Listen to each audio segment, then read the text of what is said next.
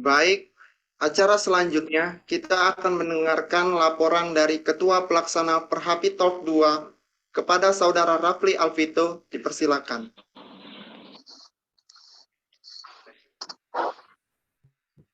Assalamualaikum warahmatullahi wabarakatuh. Yang terhormat Ketua Jurusan Teknik Pertambangan dan Geologi Universitas Sriwijaya Palembang, Bapak Profesor Dr. Insinyur Haji Edi Ibrahim MS. Yang terhormat Sekretaris Jurusan Teknik Pertambangan Universitas Sriwijaya, Bu Roro Yunita Bayuningsi, STMT. Yang terhormat narasumber kita, Bapak Dr. Engineering Insinyur Syafrizal, STMT, Insinyur Profesional Madya. Yang terhormat Pembina Orma Alistiani Paramita Global, STMT, dan Bu Bimbi Cahyaningsi, STMT.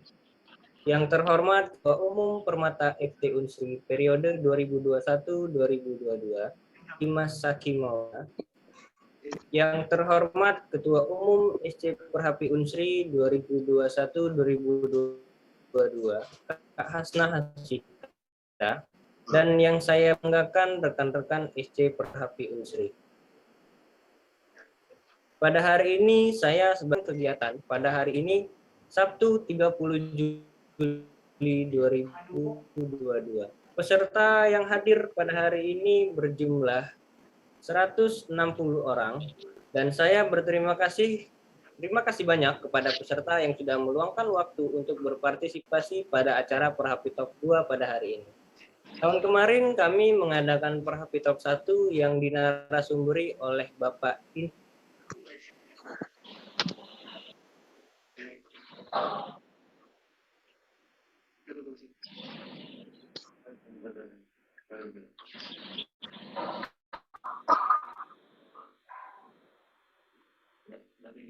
mohon maaf sempat terputus dari jaringan.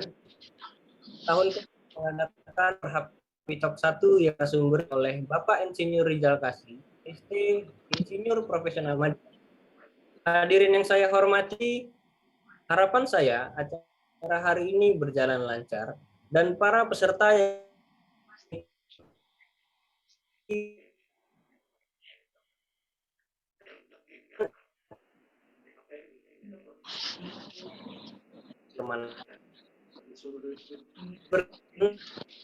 di masa depan.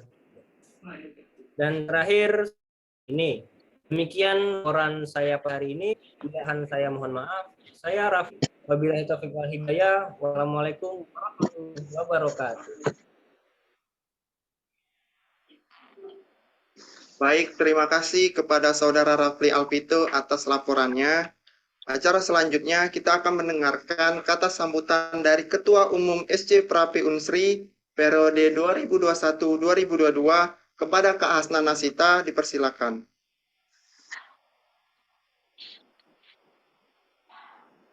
Baik, Assalamualaikum warahmatullahi wabarakatuh. Yang terhormat Ketua Jurusan Teknik Pertambangan dan Geologi Universitas Sriwijaya, Bapak Profesor Dr. Insinyur Haji Edi Ibrahim MS. Yang terhormat Sekretaris Jurusan Teknik Pertambangan Universitas Sriwijaya, Bu Roro Yunita Bayuningsi, STMT. Yang terhormat narasumber kita, Bapak Dr. Engineering Insinyur Syafrizal, STMT, Insinyur Profesional Madya. Yang terhormat Pembina Ormawa Bu Alitia Paramita Global, STMT, dan Bu Bimi Cahyaningsi, STMT. Yang terhormat Ketua Umum Permata FT Unsri periode 2001-2022 Dimas Saki Maulana. Yang terhormat rekan-rekan panitia SC Perhapi Unsri, dan yang saya banggakan peserta Perhapitalk kedua. Mengawali acara pada pagi hari ini, patut kiranya kita panjatkan alhamdulillah, puji syukur kepada Allah Subhanahu wa Ta'ala, karena berkat rahmat dan hidayahnya lah kita dapat berkumpul dalam acara pada pagi hari ini. Salawat serta salam tak lupa kita haturkan kepada Nabi besar kita, Nabi Muhammad SAW, yang membawa kita dari kegelapan kepada yang terang benderang.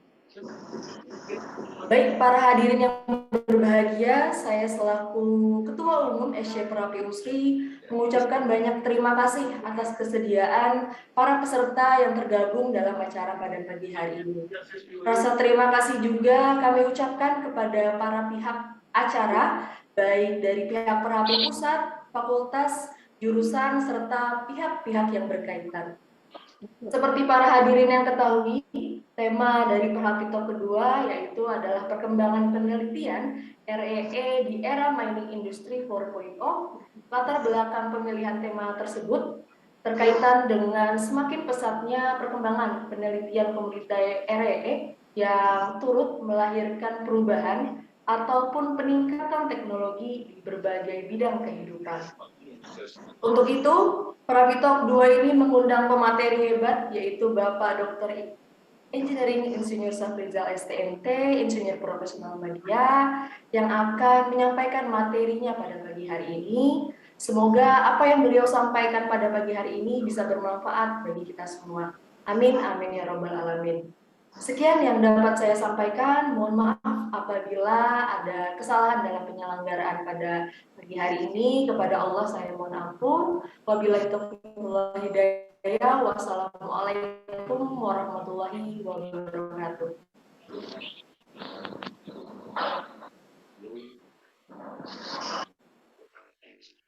Baik, terima kasih Kak Asna atas kata sambutan yang telah diberikan. Selanjutnya, kita akan mendengarkan kata sambutan dari Ketua Permata FT Unsri periode 2021-2022 kepada Bang Dimas Saki Maulana, dipersilakan. Baik, terima kasih. Assalamualaikum warahmatullahi wabarakatuh. Selamat pagi kepada rekan-rekan peserta dan panitia. Selamat pagi saya ucapkan kepada narasumber dan selamat pagi juga kepada Bu Roro Yunita Bayuningsi. Alhamdulillahirabbil alamin wa bihi nasta'inuhu umuri dunya waddin wassalatu wassalamu ala asrofil anbiya'i wal mursalin sayyidina Muhammadin wa ala alihi wa sahbihi ajma'in amma ba'du.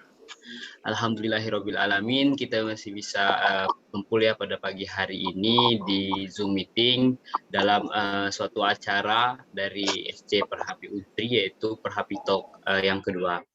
Pertama-tama yang terhormat saya ucapkan kepada Ketua Jurusan dari Teknik Pertambangan dan Geologi Fakultas Teknik Universitas Sriwijaya, Profesor Dr. Insinyur Haji Edi Ibrahim MS atau yang mewakili, yang terhormat Sekretaris Jurusan Teknik Pertambangan Unsri, Ibu Roro Yunita Bayuningsi STMT, yang terhormat narasumber pada pagi hari ini, narasumber di acara Perhapitalk, Bapak Dr. Engineering Insinyur Safrizal STMT, Insinyur Profesional Media. Selamat pagi, Pak. Yang terhormat Pembina Ormawa Unsri, SC Perhapi dan SMIADMI, yaitu Bu Alif Tiani Paramita Gobel STMT dan Bu Bimbi Cahyaningsi STMT. Yang terhormat juga saya ucapkan kepada Ketua dari SC Perhapi Unsri, Saudari Hasnana Sita, dan yang saya banggakan seluruh anggota dari SC Perhapi yang mungkin sekarang tergabung ke dalam panitia acara Perhapitalk 2 ini. Untuk tema yang diangkat pada kali ini cukup baik saya nilai, karena perlunya suatu diskusi lah, kita diskusi lebih terkait REE ini, karena REE ini juga tidak bisa kita pungkiri nantinya akan sangat-sangat kita butuhkan, karena ini adalah awal revolusi yang harus kita canangkan sebenarnya. Jadi semoga harapannya dengan adanya Perhapitalk 2 ini tentang perkembangan penelitian REE ini Industri 4.0 itu bisa membuka pikiran dari para peserta sehingga bisa memunculkan suatu keingintahuan lebih lagi, sehingga nanti dari teman-teman bisa mencari info-info lebih lanjut terkait REE ini dan akan menambah ilmu dari teman-teman itu sendiri. Mungkin itu saja yang bisa saya sampaikan pada pagi hari ini. Terima kasih kesempatan yang telah diberikan. Saya akhiri, wabillahi taufiq wal hidayah. Wassalamualaikum warahmatullahi wabarakatuh. Terima kasih.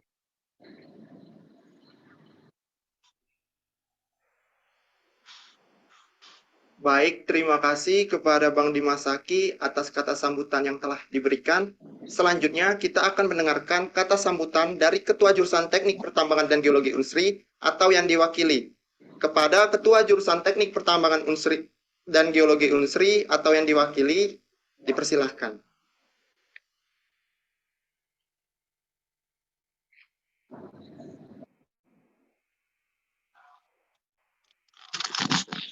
Baik, terima kasih Saudara MC. Assalamualaikum warahmatullahi wabarakatuh. Selamat pagi Bapak Ibu dan rekan-rekan mahasiswa peserta acara sharing talk pada hari ini. Salam sehat, salam sejahtera bagi kita semua. Pertama-tama, marilah kita panjatkan puji syukur kehadirat Allah Subhanahu wa Ta'ala karena atas perkenan rahmat dan izinnya juala pada hari ini kita masih dapat berkumpul pada ruang Zoom pada hari ini pada kegiatan sharing talk yang diselenggarakan oleh SC Perhapi Unsri.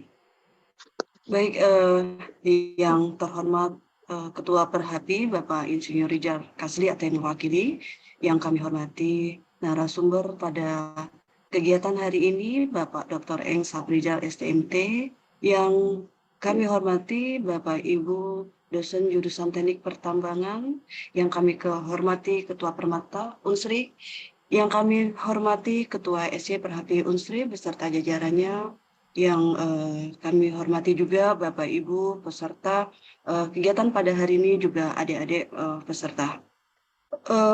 Tidak banyak mungkin yang bisa saya sampaikan pada hari ini. Yang pertama ada permintaan maaf kami dari Bapak Ketua Jurusan Teknik Pertambangan, Bapak Profesor Dr. Insinyur Edi Ibrahim, karena beliau tidak dapat menghadiri atau belum dapat menghadiri pada kegiatan hari ini karena ada sesuatu yang tidak bisa ditinggalkan. Pada kesempatan ini, kami selaku jurusan Teknik Pertambangan Universitas Sriwijaya sangat mendukung sekali kegiatan Perhapi Talk 2 ini yang diselenggarakan oleh SC Perhapi Unsri. Untuk itu, apresiasi kami yang sebesar-besarnya kepada SC Perhapi Unsri atas terselenggaranya kegiatan ini. Tidak lupa juga terima kasih kami kepada Perhapi Pusat yang telah mensupport kegiatan ini. Terima kasih juga kami ucapkan kepada narasumber pada kegiatan ini, Bapak Dr. Saprizal STMT. Terima kasih Pak. Jadi saya yakin kegiatan ini sangat bermanfaat sekali untuk kita semua. Kegiatan itu tentu saja memiliki banyak manfaat dan sesuai dengan perkembangan dan ilmu dan teknologi pada saat ini. Yang terakhir, terima kasih juga kepada Bapak Ibu peserta dan juga adik-adik peserta pada kegiatan ini. Insya Allah kita akan memperoleh ilmu yang sangat bermanfaat dengan terselenggaranya kegiatan ini. Mungkin itu saja yang bisa dapat saya sampaikan. Lebih dan kurang saya mohon maaf dan saya akhiri dengan wabillahi taufiq wal hidayah. Wassalamualaikum warahmatullahi wabarakatuh.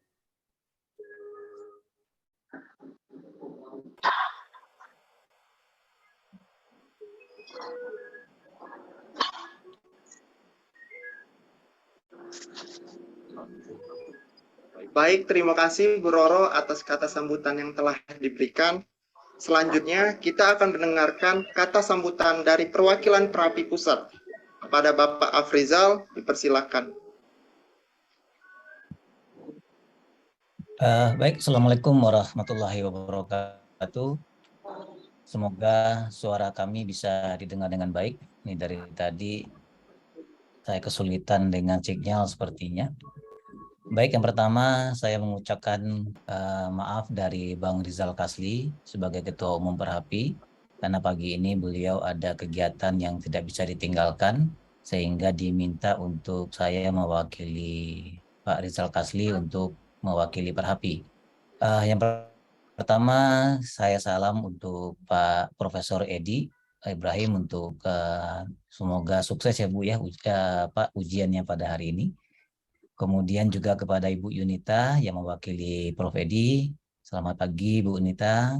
Kemudian juga Mas Raffi sebagai Ketua Penitia, kemudian Mas Dimas sebagai Ketua Permata, dan juga kepada Mbak Hasna sebagai Ketua Student Chapter dari Perhapi untuk Unsri. Baik, jadi kegiatan hari ini baik sekali adik-adik. Jadi nanti kita bisa adik-adik mungkin spektrumnya bisa lebih luas ya. Jadi artinya banyak sekali subjek-subjek yang bisa kita diskusikan. Dan saya yakin Perhapi punya orang yang capable ya, bisa untuk menjadi narasumber buat adik-adik di SC Unsri untuk Perhapi Talk seri-seri selanjutnya. Dan semoga apa yang disampaikan pada hari ini bisa bermanfaat kepada adik-adik semua. Dan juga tidak lupa, mohon maaf tadi saya lupa menyapa teman-teman dari industri yang juga hadir, saya lihat beberapa. Kemudian teman-teman dari kampus dan juga teman-teman dari adik-adik mahasiswa dari universitas lain. Baik, semoga acara ini lancar dan mudah-mudahan bermanfaat buat kita semua. Assalamualaikum warahmatullahi wabarakatuh.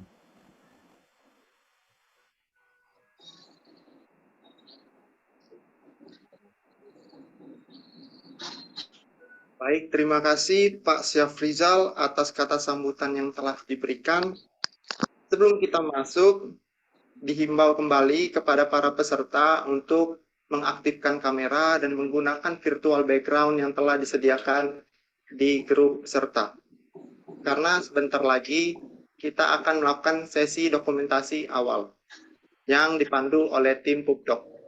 Pada tim Pupdoc dipersilakan.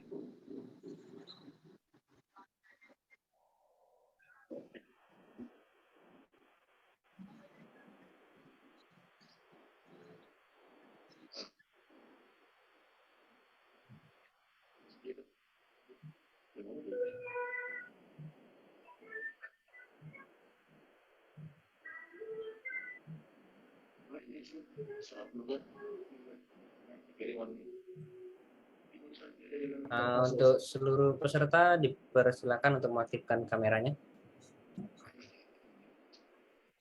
Dokumentasi akan dihitung mundur 3, 2, 1. Untuk slide selanjutnya.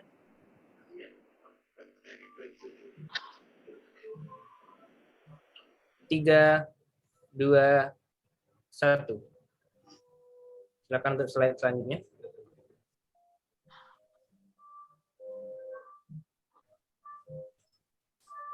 Tiga, 2, 1. Untuk slide selanjutnya. 3, 2, 1. Ya, terima kasih untuk peserta yang sudah mengaktifkan kameranya. Saya kembalikan.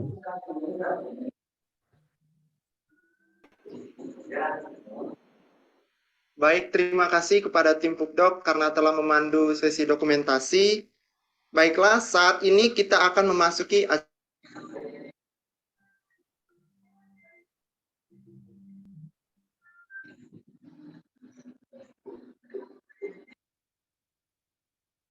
yang akan disampaikan oleh Bapak Syafrizal dan dipimpin langsung oleh rekan saya yaitu Rizendi dan Saudari Fania selaku moderator. Kepada Saudara Rizendi dan Saudari Fania dipersilahkan. Hei, kamu tahu nggak sih mineral tanah jarang yang akhir-akhir ini meningkat sangat tajam? Ternyata banyak loh di Indonesia. Kenapa ya bisa meningkat?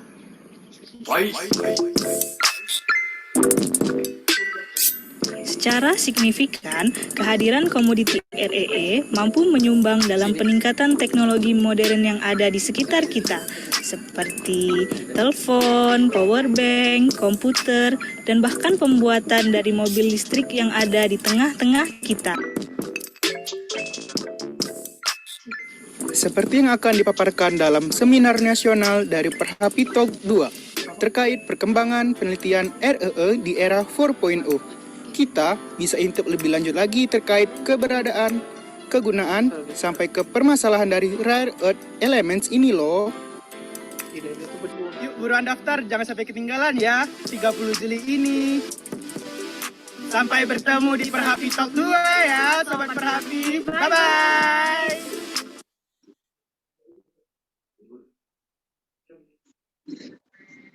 Terima kasih kepada Saudara Simon Reynaldi Sitorus selaku Master of Ceremony atas waktu dan tempatnya. Baiklah, Assalamualaikum warahmatullahi wabarakatuh. Selamat pagi, salam sejahtera bagi kita semua. Sebelumnya, izinkan kami untuk memperkenalkan diri terlebih dahulu. Perkenalkan, saya Rizendi dan rekan saya, Fania Karina. Kami dari jurusan Teknik Pertambangan Universitas Sriwijaya 2020. Kami selaku moderator akan memandu sesi penyampaian materi pada seminar hari ini. Rare Earth Elements atau REE atau unsur logam tanah jarang merupakan unsur penting yang digunakan pada berbagai produk yang kita gunakan sehari-hari. Seperti telepon, power bank, laptop, hard drive, lensa kamera, peralatan medis, maupun berbagai produk teknologi tinggi lainnya. Untuk mengetahui potensi lebih dari REE atau logam tanah jarang di era mining industry 4.0, telah banyak penelitian yang dilakukan oleh para peneliti tentang logam tanah jarang itu sendiri, yang akan dijelaskan lebih lanjut oleh pemateri kita pada hari ini. Maka dari itu, kita sambut pemateri kita pada pagi hari ini yang akan membahas mengenai perkembangan penelitian REE di era mining industry 4.0. Yang sama kita hormati Bapak Dr. Engineering Insinyur Syafrizal, STMT, Profesional Media. Assalamualaikum Pak. Waalaikumsalam warahmatullahi wabarakatuh. Dicatkan ya?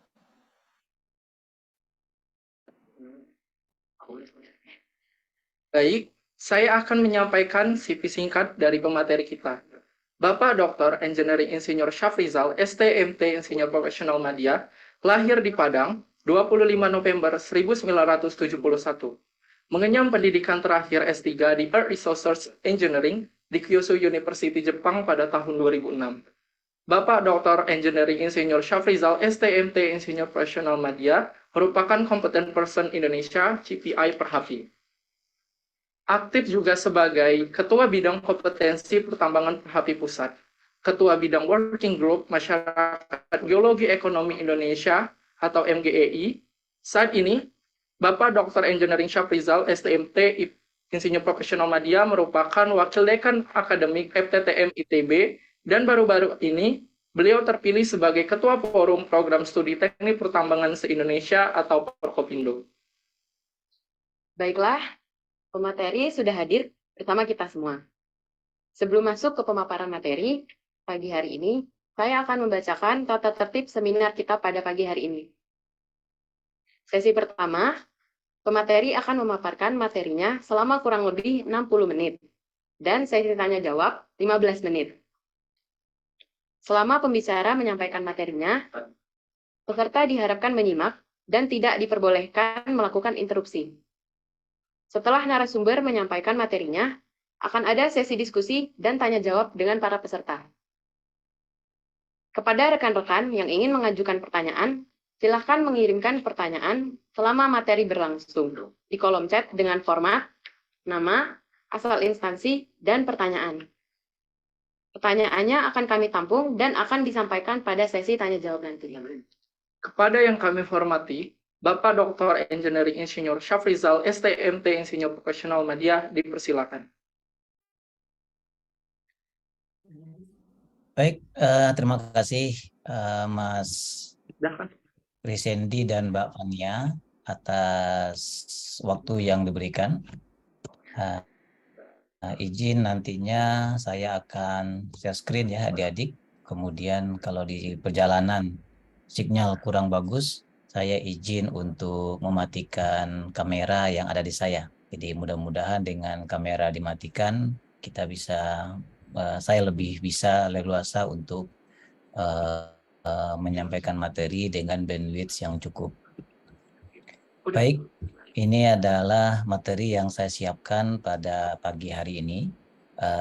Saya juga mohon maaf, saya lihat ada beberapa yang dari industri dan beberapa orang dari kampus, karena ini materi disiapkan tadinya untuk mahasiswa, Mudah-mudahan tidak terlalu mengecewakan Bapak Ibu ya. Jadi saya menyiapkan untuk konsumsi mahasiswa pada Prapiltalk sekarang. Hanya nanti di bagian terakhir, saya izin sedikit share kami kemarin rapat di Cirebon dengan Badan Geologi, dan nantinya bisa kita lihat beberapa hal yang kami lakukan di kampus, sehingga penelitian-penelitian yang telah kami lakukan mudah-mudahan juga bisa kita share bersama-sama nantinya. Nah, untuk slide paparan ini sudah saya sampaikan ke Pak Panitia. Nanti mungkin Panitia bisa membagikan untuk semua peserta yang hadir. Baik, yang pertama tadi sudah disampaikan. Jadi ini adalah profil ringkas dari saya. Jadi mudah-mudahan profil ini cukup bagi saya untuk bisa menyampaikan pada kesempatan hari ini. Dan sebelum memulai, saya izin untuk menyampaikan bahwa data-data yang kami sajikan atau informasi yang kami sajikan pada kesempatan ini semuanya murni khusus untuk akademik. Jadi artinya adik-adik yang berasal dari student chapter Unsri, silakan dimanfaatkan.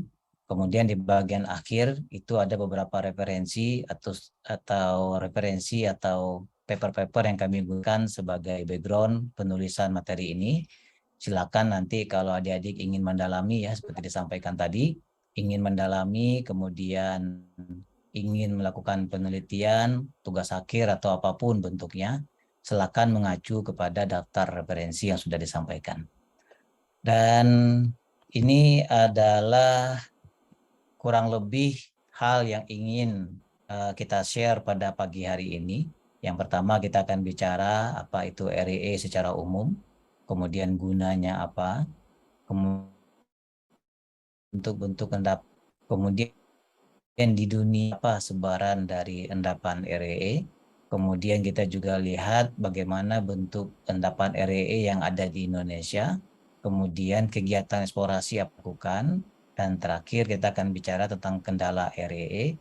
Dan mudah-mudahan jika waktunya cukup, saya izin nanti akan share aktivitas yang kami lakukan di kampus, di tim penelitian kami. Jadi mudah-mudahan hal ini juga bermanfaat buat adik-adik semua kalau ingin melanjutkan sekolah atau ingin meneliti lebih lanjut, malah kalau ingin langsung bekerja di industri ya. Jadi nanti bisa kita pikirkan sama-sama bagaimana kita bisa mengembangkan potensi REE yang ada di Indonesia ini. Baik, yang pertama ini saya cuplik dari presentasinya Prof. Irwandi Arif pada saat acara Forkopindo kemarin, di mana kalau kita perhatikan di era 4.0, jadi di sini juga berkembang sekarang adalah tentang transisi energi. Begitu juga dengan net zero emission ya. Jadi artinya kita berharap bahwa energi-energi yang ada ke depan itu tidak lagi menggunakan energi yang berasal dari bahan bakar fosil. Jadi dikatakan sebagai energi-energi transisi untuk menuju net zero emission. Nah, kalau kita perhatikan, maka ada 3 kelompok utama. Yang pertama adalah energi generation sendiri. Jadi bagaimana kita bisa menghasilkan energi-energi. Di mana kalau kita lihat di sini dari slide ini, maka energi-energi yang muncul itu antara lain matahari, kemudian angin, dan juga ada nuklir.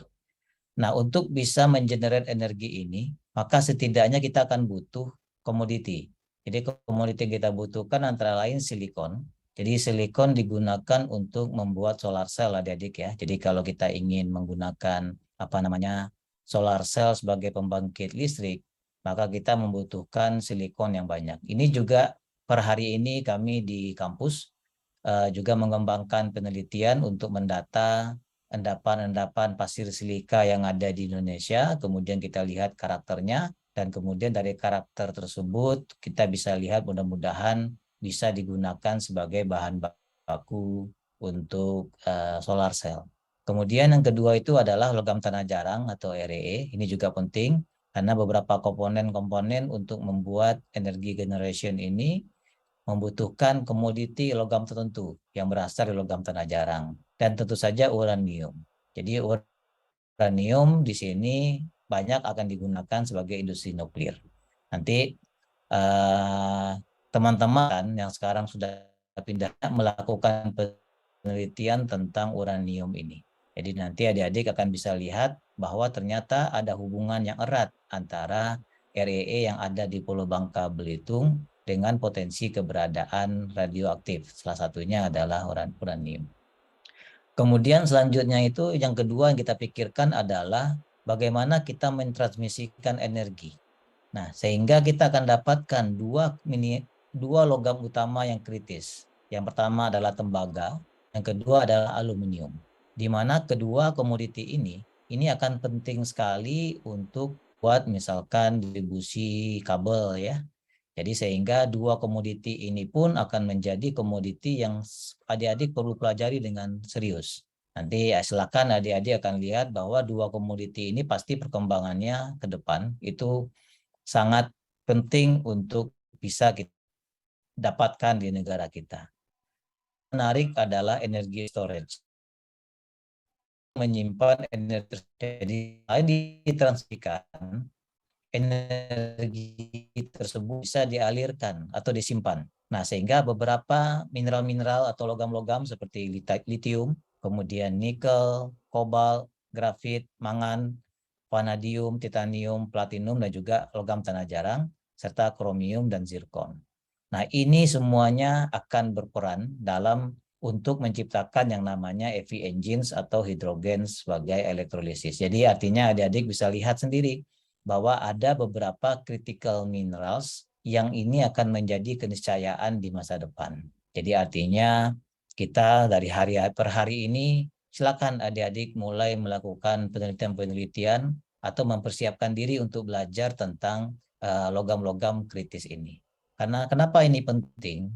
Karena kita sudah mulai akan bergerak dari bahan bakar fosil menjadi bahan bakar yang penting nantinya menghasilkan emisi yang kecil ya. Jadi ini yang penting kita lihat. Baik, jadi itu kira-kira pengantar. Kemudian ini yang kita katakan dengan rare earth element.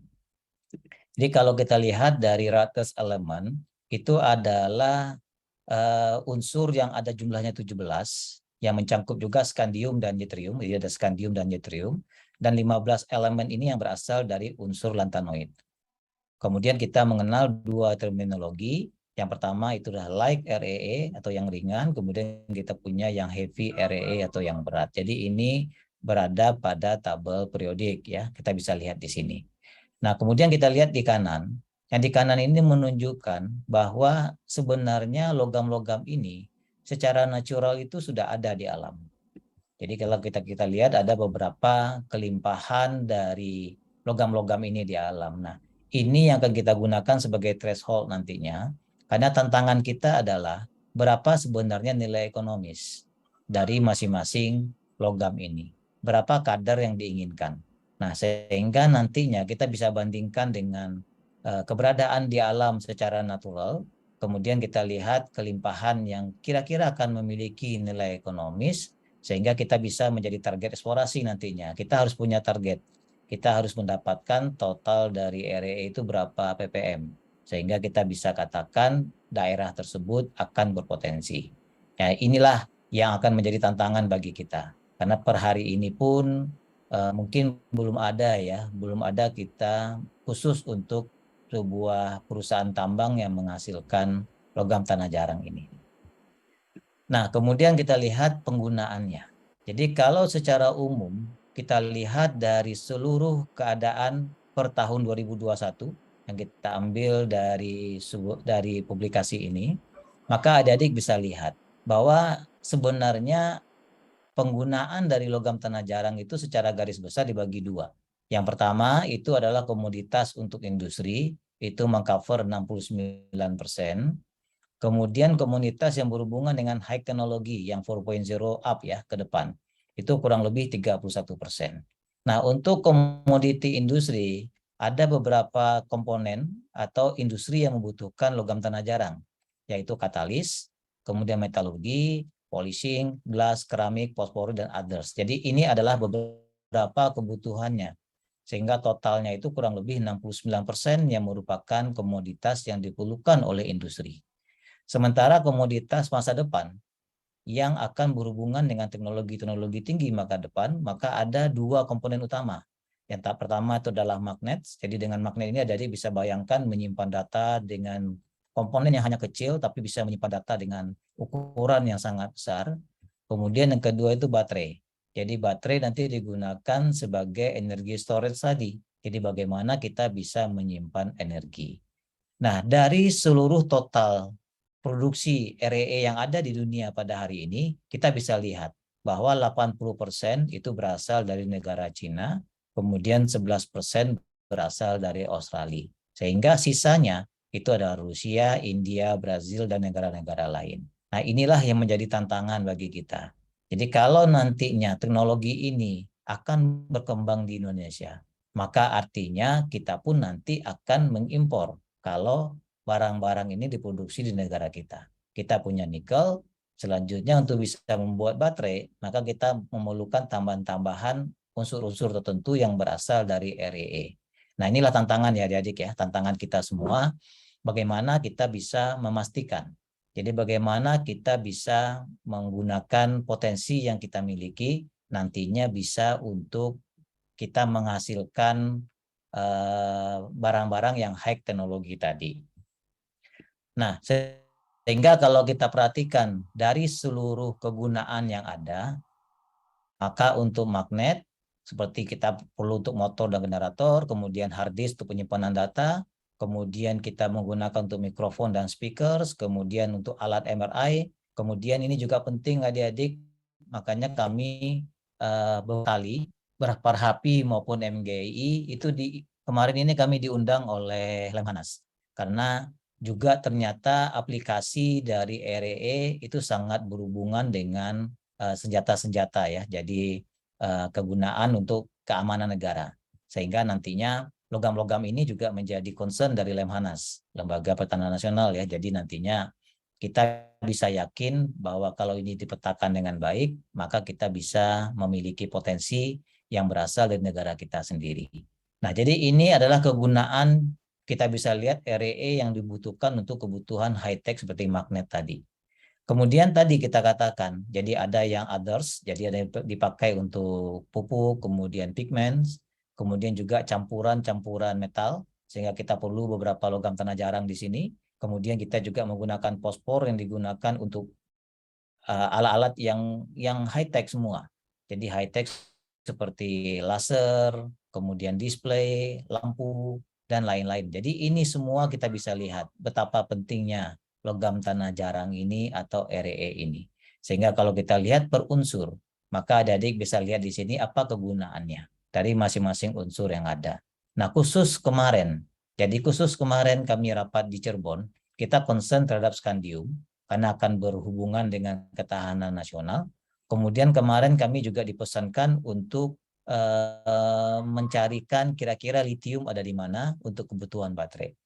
Kemudian juga ada yang menarik itu adalah kita juga diminta untuk mencari yang namanya gadolinium.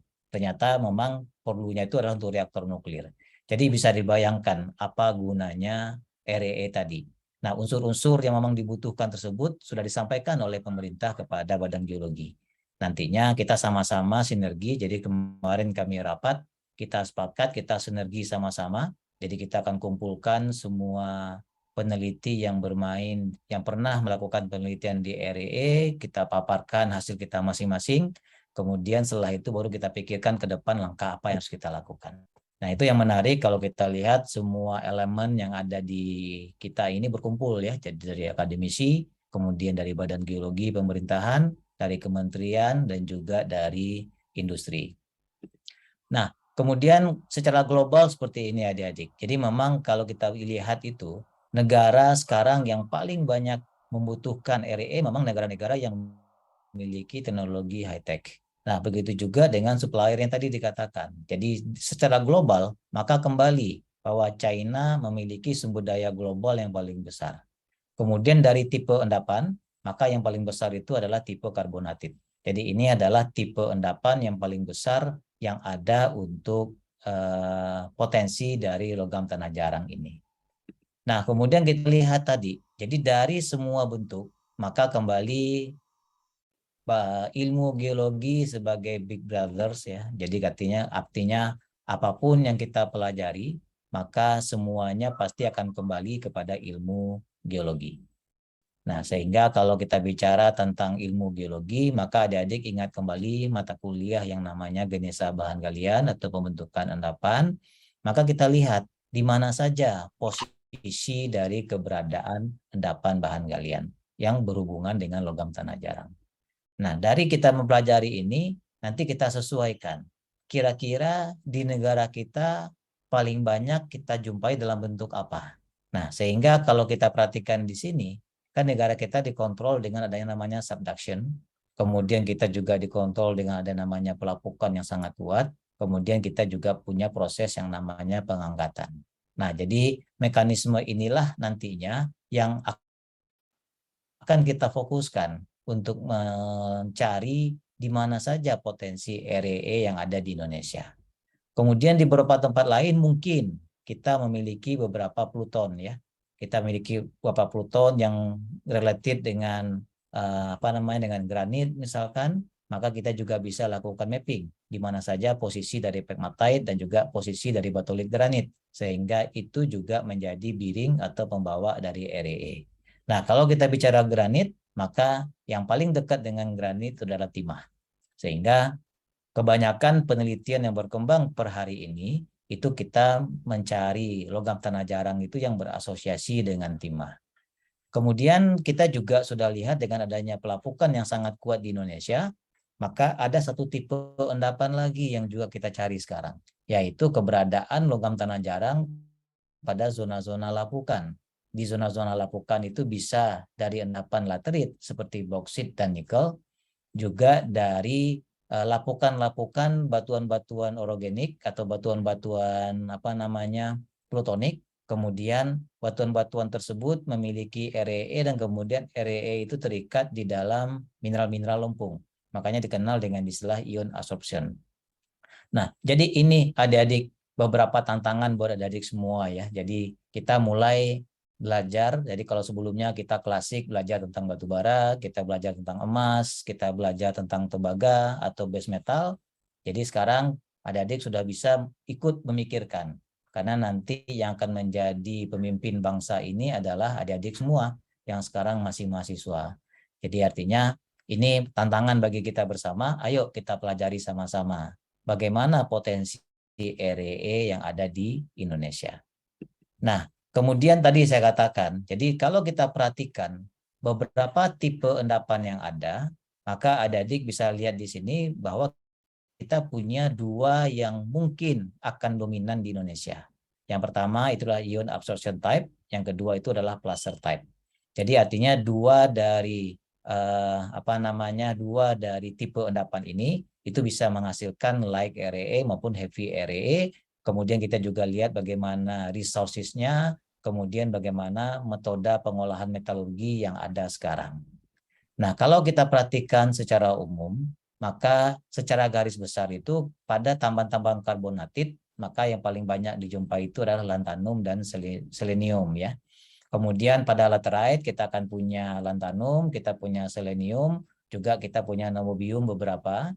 Kemudian sementara kalau kita perhatikan pada ion absorption, nanti unsur utama yang kita dapatkan itu yttrium, lantanum, cesium, kemudian niobium. Jadi ini beberapa unsur yang memang per hari ini sudah banyak penelitian di luar negeri yang kemudian data-datanya bisa kita gunakan untuk nanti sebagai dasar bagi kita melakukan penelitian di Indonesia. Nah, kemudian kita lihat bagaimana potensi REE di dunia. Jadi ini adalah sebaran-sebaran dari tambang aktif. Jadi ada tipe karbonatit, ada tipe parakin, heavy, kemudian clays atau lempung.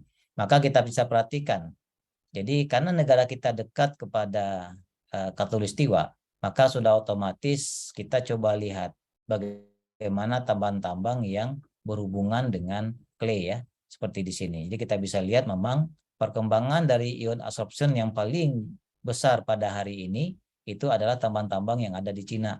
Tinggal kita bisa lihat di sini bagaimana luasnya wilayah dan lain-lain itu dibuka untuk bisa menghasilkan laterit atau lapukan yang nantinya diekstrak untuk bisa mendapatkan logam tanah jarangnya.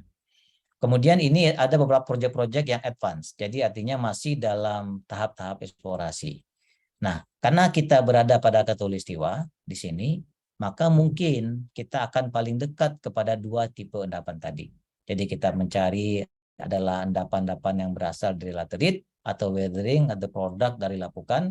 Yang kedua, karena kita memiliki tambang aluvial untuk timah, maka kita juga akan mencari tipe-tipe yang berhubungan dengan endapan-endapan sedimenter atau placer. Nah, ini yang akan menjadi concern kita di dalam menemukan beberapa potensi REE yang ada di Indonesia. Nah, kemudian teman-teman dari Batan itu juga sangat aktif melakukan eksplorasi untuk mendapatkan radioaktif, di mana beberapa teori juga mengatakan bahwa unsur-unsur radioaktif itu merupakan teman yang baik dari logam tanah jarang. Nah, sehingga data-data yang ada di Batan atau sekarang sudah pindah ke BRIN, itu akan menjadi data-data yang baik. Kemarin kami di Cirebon juga ada wakil dari BRIN, itu kita juga akan bisa gunakan atau melakukan diskusi lebih lanjut dengan teman-teman yang ada di Batan yang sekarang menjadi BRIN tersebut. Nah, kita lihat ini adalah letak endapan REE yang ada di dunia. Kembali kita bisa lihat adik-adik ya, negara kita per hari ini kan belum ada simbol di sini. Tapi kita cek yang nomor 80. Di nomor 80 ini ada di Semenanjung, Malaysia. Di mana negara yang sudah mendeklar memiliki REE itu antara lain adalah Myanmar, kemudian Laos ya. Jadi sepanjang Semenanjung ini, kalau secara geologi itu akan berhubungan dengan yang ada di kita di Pulau Bangka Belitung terus ke Kalimantan Barat. Nah, inilah yang nantinya bisa kita lihat dari beberapa potensi REE yang ada di dunia pada hari ini. Nah, kalau 80 kita lihat di sini nomor 80 itu adalah yang ada di Malaysia ya. Jadi ini menjadi tantangan kita juga adik-adik. Jadi nantinya kita akan coba melihat apa yang ada di negara kita dengan pendekatan yang tadi telah kami sampaikan. Nah, ini contohnya. Kalau kita lihat ada dua tipe utama. Yang pertama itu adalah karbonatit. Kalau kita bisa lihat di sini, karena ini harus berhubungan dengan sebuah patolit yang sangat besar. Ini kemungkinan akan ada di kontinental. Kalau kita lihat di sini hampir semuanya di kontinental. Kemudian yang di bawah itu adalah ion absorption. Jadi ini contoh ion absorption yang besar sekali yang ada di China. Ini yang akan menjadi target di dalam kita melakukan kegiatan-kegiatan eksplorasi di Indonesia nantinya. Jadi kita mencari batuan-batuan yang berhubungan dengan kedua komoditi ini dan mudah-mudahan nantinya kita bisa menghasilkan berapa sebenarnya potensi yang ada untuk logam tanah jarang di kita. Nah, ini kami sampaikan tadi. Jadi kalau kita kembali kepada endapan utama REE, yang pertama itu adalah placer, di mana placer itu akan berasal dari dua mineral utama, yaitu monazit dan xenotim. Kemudian juga akan punya beberapa mineral-mineral pembawa fosfor yang lain, dan juga akan ada mineral-mineral berat lainnya seperti ilmenit, leukosen, rutil, dan zirkon. Nah, ini akan ada di dalam endapan-endapan aluvial. Nah, ini nanti mungkin kalau masih ada waktu nantinya saya izin untuk memperlihatkan apa saja sudah kami lakukan untuk tipe endapan ini secara cepat. Kemudian karbonatit ya. Jadi di sini juga teman-teman dari Badan Geologi sudah memetakan juga batuan-batuan beku yang berasal dari mantel yang batolit ya, atau dia berasal dari pegmatit, kemudian mencari yang berasosiasi dengan karbonatit dan juga yang berasosiasi dengan batuan-batuan alkalin. Jadi ini teman-teman Badan Geologi sudah mulai mapping ini. Kemudian terakhir ini juga sama ion absorption. Jadi ion absorption ini biasanya dia relatif dangkal, kemudian umumnya low grit, tetapi untuk mendapatkannya dengan menggunakan leaching sehingga tidak perlu biaya yang terlalu besar, kemudian memiliki proporsi heavy REE yang cukup banyak. Nah, ini juga akan menjadi target bagi kita di dalam melakukan penelitian-penelitian logam tanah jarang. Nah, ini untuk endapan REE utama, kita lihat di Bayan Obo yang ada di Cina, di mana inilah endapan terbesar. Jadi kalau kita bisa lihat regenerasi dari magma kurang lebih seperti ini. Nanti adik-adik evolusi magma ini, karena kita orang tambang ya, Jadi kalau kita orang tambang kan bisanya langsung kita gunakan saja data-data ini atau teori tentang ini. Tetapi tidak ada salahnya adik-adik.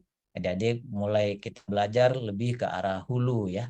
Jadi kita pelajari geologinya, kemudian setelah itu kita lihat mekanismenya. Kenapa REE ada pada batuan tersebut. Nah, sehingga nantinya ini bisa akan menjadi tantangan buat kita ke depannya.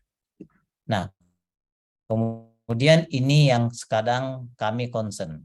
Jadi tadi kembali kita katakan karena kita paling dekat dengan tipe endapan yang terbesar tadi yang paling dekat ke Cina. Jadi Cina itu kalau kita tropis, di Cina itu di daerah subtropisnya banyak mengandung ion absorption. Jadi terus terang kami di kampus itu hanya detail belajar tentang dua tipe ini. Yaitu tipe dari laterit, tipe dari aluvial tadi, sedimenter. Yang kedua adalah tipe dari lateritnya. Jadi ada yang namanya Pak Andi Yahya, itu belajar tentang lapukan nikel dan lapukan boksit. Kemudian saya concern untuk ke lapukan-lapukan granit. Jadi ini adalah teori yang mengatakan bagaimana sebuah akumulasi REE itu bisa terbentuk. Nanti kalau ya mudah-mudahan waktunya masih cukup ini nanti kami akan share sedikit apa yang telah kami lakukan. Nah, ini kurang lebih target-target yang ada di Indonesia. Jadi yang pertama kita akan lihat yang pertama utamanya itu adalah timbel di sini. Jadi yang berasosiasi dengan timah tadi. Kemudian selanjutnya kita akan mencari beberapa potensi-potensi yang berhubungan dengan batuan-batuan granitik. Dia berupa pegmatit atau berupa batolit ya. Di beberapa daerah yang ada di sekitar sini. Jadi ini memang konsentrasi yang juga dilakukan oleh teman-teman dari Badan Geologi dan juga dari teman-teman yang berasal dari BRIN ya, dari dulunya Batan. Itu mereka memang konsentrasi ke sini. Nah, kemudian dari hasil ini, kalau kita lihat yang sudah disampaikan oleh kementerian, setidaknya ini adik-adik 4 yang sudah teridentifikasi keberadaan REE. Yang pertama itu adalah dari byproduct pertambangan timah. Nanti saya bisa cerita agak detail sedikit di sini dari data yang sudah kami miliki. Kemudian nanti ada tambang bauksit, di mana tambang bauksit ini untuk mendapatkan juga yang namanya skandium. Ya, jadi skandium juga bisa didapatkan di bauksit selain dari yttrium. Kemudian kita juga punya tambang nikel, itu juga mengandung skandium, adik-adik ya. Jadi beberapa lapukan tambang nikel dengan skandium. Nah, dua community ini sudah mulai banyak dikembangkan, baik itu di Unhas Hasanuddin lewat Pak Adi Maulana ya. Kemudian di ITB sendiri ada Pak Andi Yahya. Kemudian juga teman-teman dari kementerian dan juga teman-teman dari Badan Geologi yang sudah mulai melihat ini.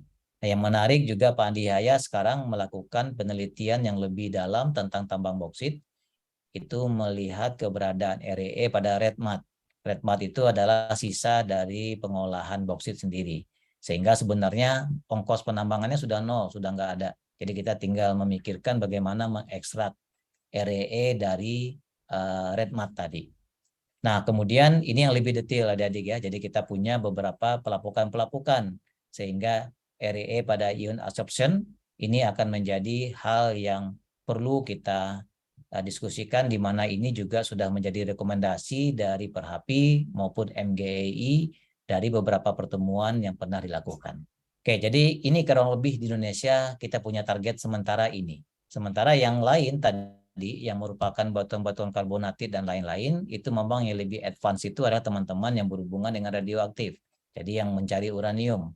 Tetapi biarpun targetnya itulah radioaktif, tetapi ternyata radioaktif juga memiliki hubungan yang baik dengan keberadaan REE.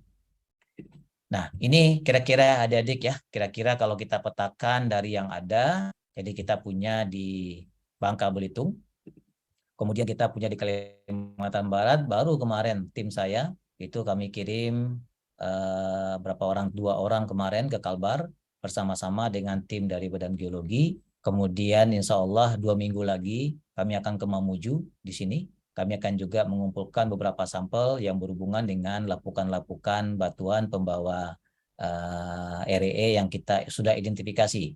Dan kita sudah diskusikan juga dengan teman-teman yang ada di Pusat Survei Geologi. Nah, kemudian ini beberapa eksplorasi yang sudah dilakukan. Jadi logam-logam tanah jarang apa saja yang dibutuhkan, ini kami kumpulkan dari PSDMBP ya. Jadi ini yang juga mengadakan rapat kemarin. Jadi kita bisa lihat beberapa indikasi yang muncul, mulai dari LTJ pada lapotuan granit, pada lapukan granit, LTJ pada placer, dan lain-lain. Jadi ada yang namanya klaster 1 untuk tipe lapukan, kemudian klaster 2 untuk tipe aluvial, dan seterusnya. Jadi ini sudah diidentifikasi adik-adik ya. Jadi nanti tinggal kita mendetailkan dengan penelitian-penelitian. Dan memang rapat kemarin di Cirebon mengatakan selanjutnya kita akan dorong pemerintah untuk mulai menerbitkan IUP yang khusus untuk melakukan eksplorasi logam tanah jarang ini. Nah, kemudian ini di daerah Kalimantan tadi yang kita katakan ya, ada klaster Kalimantan dan juga ada klaster Sulawesi. Jadi ini yang sudah terdata adik-adik, jadi ini luas sekali negara kita, banyak sekali titik yang perlu kita evaluasi, sehingga nantinya adik-adik pun dibutuhkan nantinya dalam melakukan penelitian-penelitian di sini. Nah, kemudian sebagai catatan, jadi kalau kita perhatikan pertama itu adalah adanya pemurnian. Nah, ini yang menjadi kendala, tetapi ini teman-teman di kementerian sudah sering diskusi tentang ini. Jadi kalau misalkan kita menambang timah, kemudian sebagai byproduct-nya itu ada monazit, ada sinotim, dan lain-lain. Sementara yang dilaporkan ke pemerintah itu adalah timahnya. Nah, bagaimana kalau kita ingin produksi mineral ikutan tadi, pembawa REE-nya? Nah, ini kemarin teman-teman dari Kasubdit Konservasi juga sudah mulai ya adik-adik ya, kita akan mulai melakukan penelitian bagaimana kita bisa mensinergikan antara mengekstrak sebuah komoditi yang utama, kemudian kita dapatkan komoditi sampingan. Nah, begitu juga dengan radioaktif. Ini juga sama. Jadi sebenarnya sudah diidentifikasi dari undang-undang kita bahwa kita memberikan kewenangan kepada Batan. Itu sebabnya kami katakan tadi. Jadi khusus untuk batu-batuan karbonatit dan lain-lain, memang yang lebih advance sekarang melakukan eksplorasi itu adalah Batan, yang sekarang sudah menjadi BRIN. Karena itu memang tupoksinya. Nah, sehingga kemarin pada saat rapat di Cirebon kita sepakat, kalau kita ingin belajar, kita akan baca hal-hal yang telah dilakukan oleh Batan. Nanti kita akan pikirkan sama-sama untuk program ke depannya. Nah, kemudian juga yang merupakan byproduct atau ikutan dari mineral utama seperti timah, emas, boksit, nikel laterit, dan lain-lain. Nah, sehingga nantinya kita bisa lihat bagaimana kita bisa menggunakan komoditi-komoditi ini, kemudian kita dapatkan logam utamanya, dan kemudian dari logam utama tersebut kita bisa gunakan sebagai bahan baku untuk bisa mendapatkan LTJ. Nah, ini adalah referensi ya adik-adik, ini sudah saya share kepada panitia. Nanti kalau adik-adik ingin mendalami lebih, sebaiknya memang dibaca saja referensi yang sudah ada ini. Karena pada referensi-referensi inilah kita akan punya bagaimana gambaran kita terhadap keberadaan logam tanah jarang yang ada di Indonesia, kemudian juga yang ada di dunia. Nanti dari ini saya juga punya publikasi sendiri adik-adik, nanti silakan, ini ada email saya di sini. Kalau adik-adik yang ingin diskusi lebih lanjut, atau ingin melanjutkan sekolah, atau ingin melakukan penelitian tugas akhir, tesis, atau malah ada yang mau disertasi, monggo silakan nanti komunikasi dengan kami di kampus. Nah, ini kira-kira publikasi kami terakhir adik-adik ya. Jadi kami sudah melihat bagaimana keberadaan REE pada ion absorption, kemudian bagaimana kami melakukan evaluasi spasi lubang bor bersama-sama dengan Pak Nur, ini mahasiswa S2 kami. Jadi kita coba lihat kalau kita ingin melakukan pemboran pada LTJ yang ada di timah, apakah berbeda dengan spasi lubang bor pada eksplorasi timahnya sendiri. Itu kita bahas di sini. Kemudian kami juga di Perhapi beberapa kali kita lihat bagaimana hasil kami dalam melakukan penelitian LTJ yang ada pada endapan-endapan sedimenter pembawa timah. Kemudian kami juga sudah lihat beberapa seperti Pak Ari Naftali ini. Jadi kalau Pak Ari ini lebih melihat dari tampak atas. Jadi dia menggunakan karakteristik dari refraksi atau pantulan dari batuan atau pantulan dari material pengandung logam tanah jarang. Dilihat bagaimana spektroskopi reflektansinya, kemudian diamati dengan menggunakan citra satelit. Sehingga nantinya kita bisa mapping dengan cepat daerah-daerah mana saja yang dicurigai mengandung LTJ. Kemudian tahun 2017, ini kami memulai dengan Bu Teti. Jadi kita coba lihat bagaimana keberadaan tungsten yang ada di tikus dengan REE. Begitu. Jadi ini kira-kira adik-adik hal-hal yang sudah kami lakukan. Jadi kalau lihat tanggal publikasi ini, sebenarnya kami di kampus sudah mulai memikirkan REE sejak 2017. Cuman waktu itu belum seksi seperti sekarang. Nah, sehingga sekarang itu sangat intens sekali penelitian-penelitian yang berhubungan dengan REE, dan alhamdulillah saya sendiri mendapat pendanaan dari pemerintah selama 3 tahun untuk melakukan penelitian tentang REE ini. Kira-kira begitu yang bisa kami sampaikan ya. Ini publikasi saya yang lain, nanti silakan dicek saja. Kemudian izin sedikit kalau masih ada waktu, saya share sedikit tentang apa yang sudah kami lakukan secara umum. Jadi nanti mudah-mudahan ini bisa menjadi bayangan juga buat adik-adik. Jadi ini yang saya paparkan kemarin. Jadi saya memaparkan paparan ini kemarin di Cirebon. Makanya pada hari ini saya sudah minta maaf ke panitia karena saya juga harus terbang ke Bandara Soekarno-Hatta. Jadi saya maraton ya adik-adik dari kemarin di Cirebon. Hari ini saya sengaja ke Jakarta biar tidak buru-buru ya untuk mengisi di kegiatan kita pagi hari ini. Kemudian saya juga izin nanti setelah ini saya langsung ke Soekarno-Hatta untuk mengantarkan orang tua saya ke Padang. Nah, jadi ini yang saya sampaikan kemarin. Jadi ini kira-kira roadmap-nya. Jadi kami mulai dari 2017 sudah melakukan penelitian. Kemudian terakhir di 2021-2022 kami fokus untuk ke salah satu tipe endapan. Karena kalau bagi saya pribadi, untuk mineral ikutan timah, rasanya kami sudah well known ya, sudah memahami dengan baik tentang karakteristik keberadaan REE pada keberadaan LTJ pada mineral sampingan timah. Nah, ini kurang lebih tim kami tadi. Jadi ada saya, ada Pak Ari Naftali, ada Pak Andi Yahya, ada Pak Nur Heriawan. Kemudian ini tadi ada 2 hal yang kami konsentrasi, jadi pleasure REE dan juga ion absorption. Kemudian ini yang sudah kami lakukan pengambilan sampel. Jadi kami mengambil sampel mulai dari endapan primer sampai nantinya kami mengambil sampel pada endapan-endapan lateritik. Nah, kemudian ini mineral-mineral yang sudah kita identifikasi. Jadi mineral-mineral kami identifikasi keberadaannya, kemudian kami bisa mengetahui REE ada di mana saja. Oke, ini kira-kira kalau kita lihat dari mineralogi butir, kemudian kami juga sudah mendefinisikan berapa sih ukuran fraksi yang banyak mengandung monzonit dan xenotim, monazit dan xenotim. Kemudian ukuran fraksi berapa yang banyak mengandung aluvial. Ini juga sudah kami selidiki. Kemudian setelah itu kami juga sudah pelajari kira-kira bagaimana karakteristik mikroskopi dari monazit, kemudian zirkon, xenotim kami lihat di bawah mikroskop. Kemudian selanjutnya kami juga sudah petakan. Jadi pada ukuran butir berapa yang paling banyak terdapat logam tanah jarang pada mineral ikutan timah. Jadi sudah kami publikasikan tahun ini baru saja. Kemudian kami juga penelitian tentang bentuk butirnya. Jadi kalau kita ingin mencari monazit, maka kita akan tahu bagaimana sorting dari fraksi butir-butirnya. Ini juga telah kami pelajari. Kemudian kami juga memiliki bagaimana keterdapatannya dalam mineral-mineral di tiling.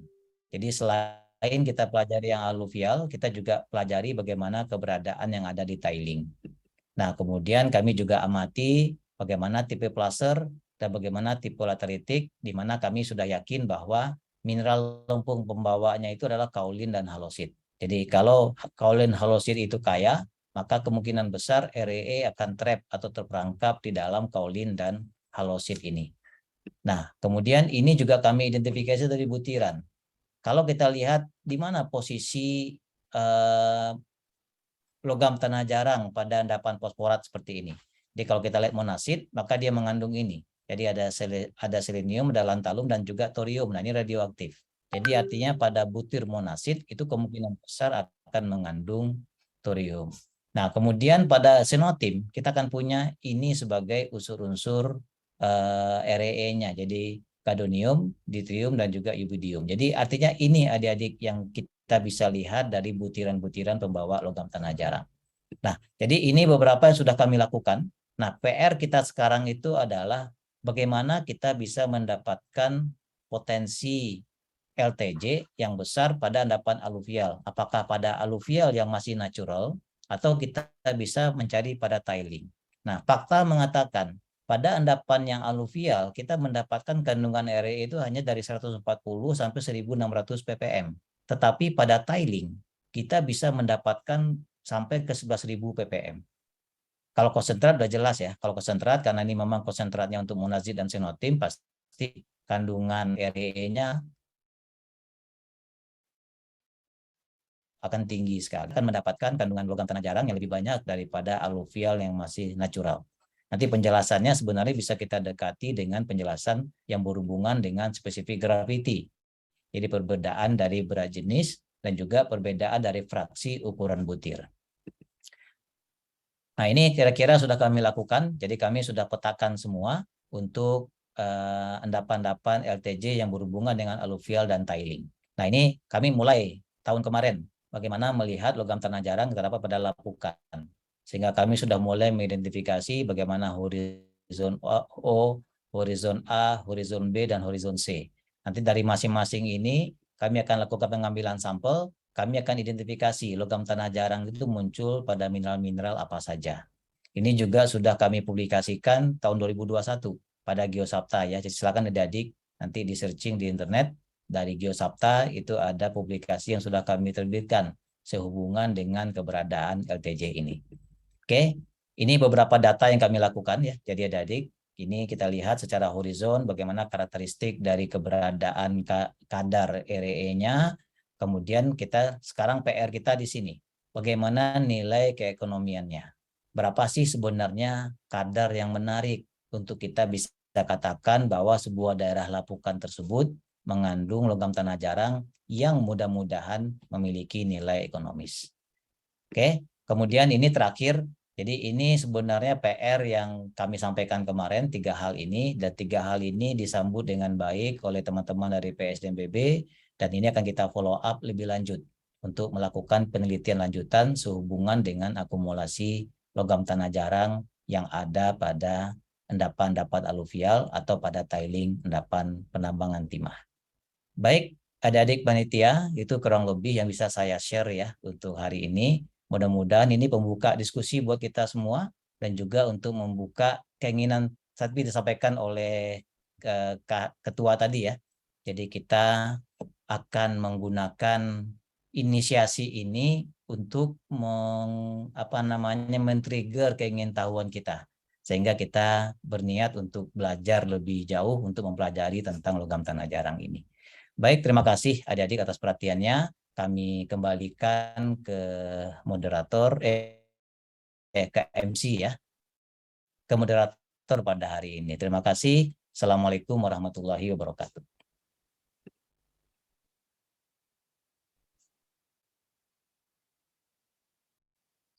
Terima kasih kepada Bapak Dr. Engineering Insinyur Syafrizal, STMT, Insinyur Profesional Madya, atas paparan yang begitu menarik. Bapak, Ibu, dan rekan-rekan yang kami hormati, kini tiba saatnya kita masuk pada sesi tanya-jawab. Untuk sesi tanya-jawab, pada sesi pertama, kami maksimalkan kepada 3 pertanyaan terlebih dahulu. Mungkin untuk Bapak, Ibu, dan rekan-rekan yang terhormat, silakan untuk raise hand terlebih dahulu.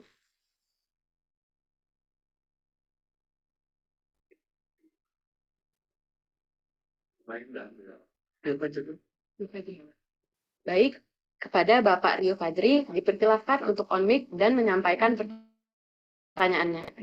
Baik, terima kasih pada saudara panitia. Selamat pagi Pak Syafrizal. Selamat pagi Mas Rio. Ya Pak, bertemu lagi kita Pak. Saya juga alumni dari Unsri Pak. Terima kasih Pak atas paparan yang Bapak berikan. Namun saya sangat tertarik dengan slide 21 tadi Pak, mengenai kendala REE di Indonesia. Nah, ini kan ada ada 3 ya Pak yang Bapak paparkan di kendala REE di Indonesia tadi. Namun Rio punya pandangan lain Pak, begini. Apakah REE di Indonesia ini batasnya hanya sampai memurnikan begitu Pak, sampai 98%? Ya. Apakah ada wacana lain misalnya untuk mengelola REE menjadi mineral antara ataupun end user? Karena pada dasarnya teknologi kita di negara kita ini belum bisa mengelola hal-hal tersebut Pak. untuk pemurnian saja kita masih banyak mengalami kendala. Apakah memang REE ini menjadi rencana strategis nasional, Pak? Karena kita ketahui ada beberapa advantage seperti di negara China atau Australia itu memiliki advantage yang lebih besar dibanding Indonesia karena persentasenya itu lebih tinggi, jauh lebih tinggi dari Indonesia. Sedangkan Indonesia tadi berdasarkan paparan yang Bapak berikan di awal itu tergolong di other atau di bawah 1%. Apakah memang dengan kita mengkonsentrasikan area ini akan memberikan nilai advantage atau absolute advantage ekonomi bagi Indonesia, Pak? Atau bagaimana? Terima kasih, Pak. Ya, Mas Rio. Jadi kemarin tuh rame Mas bahas ini, Mas Rio. Jadi yang pertama dari sisi teknologi pemurnian, Mas Rio ya. Jadi memang kita berharap itu kalau seandainya Mas Rio bisa bayangkan pabrik baterai itu dibuka di Indonesia. Nah, kalau kita sudah membuat pabrik baterai, maka sudah otomatis komoditi atau bahan bakunya kalau bisa kan semuanya berasal dari negara kita sendiri, dari Indonesia. Nah, sehingga kemarin itu memang sangat didorong bagaimana teknologi-teknologi ekstraksi tersebut bisa ditempatkan di Indonesia. Itu yang pertama Mas Rio. Jadi memang sampai end product, Mas. Itu makanya kemarin itu selain dari LEE itu ada iming-iming tambahan litium, Mas Rio. Jadi litium tersebut akan menjadi primadona selanjutnya karena itu menjadi sebuah paket. Nah, khusus untuk REE yang lain, makanya tadi awal tadi kami katakan itu kami pernah diundang oleh Lemhanas. Jadi Lemhanas ini mengundang semua elemen, jadi dari pemerintahan, kementerian ya, kemudian kami dari akademisi, kemudian dari Departemen Perindustrian, kemudian dari Asosiasi Perhapi, dan juga MGEI. Jadi kita duduk satu meja Mas pada waktu dengan para bapak-bapak jenderal tersebut. Memang lebih ke arah concernnya itu adalah penguasaan untuk komoditi logam REE yang berhubungan dengan alutsista. Jadi alat tempur ya. Karena artinya kalau nanti pindad, kemudian beberapa industri yang ada di Kementerian Perindustrian ingin menghasilkan produk-produk tertentu, itu juga berharap bahwa komoditi logamnya itu ada di Indonesia. Sehingga itu akan menjadi end product juga, Mas Rio. Cuman masalahnya yang kendala kita itu di timing, Mas Rio. Jadi timing ini yang paling penting. Jadi kalau kita masih dalam tatanan hari ini masih penelitian terus gitu ya. Pada saat kita sudah siap, mungkin siapnya 10 tahun lagi. Tapi timing udah lewat. Nah, itu kemarin yang sangat sekali disampaikan, concern kita utama itu di situ. Momentumnya ini, agar momentum ini tidak terlewatkan. Nah, sama-sama Mas Rio. Jadi sekarang hampir tiap minggu ini Mas Rio, undangan-undangan untuk diskusi tentang ini. Jadi artinya memang kalau kita lihat semuanya bergerak ya, pasti ada yang menggerakkan. Yang menggerakkan tuh pasti pimpinan-pimpinan negara kita ini. Nah, itu Mas Rio, tantangan kita Mas. Silakan nanti Mas Rio juga dengan teman-teman yang ada di lain, kita berkolaborasi dengan metalurgi, berkolaborasi dengan teknik material, bagaimana kita mengekstrak logam-logam tersebut sehingga menjadi end product. Begitu kira-kira Mas Rio. Baik, Pak Syaf, terima kasih atas jawabannya, Pak. Mangga, Mas.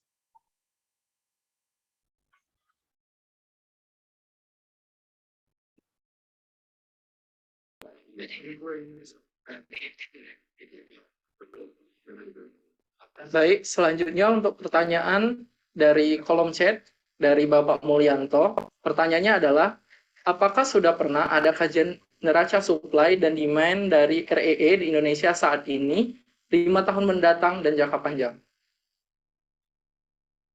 Ya, terima kasih Mas Mulyanto,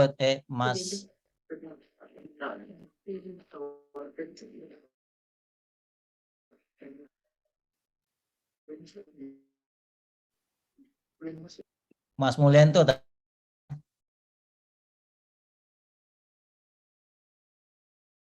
Ini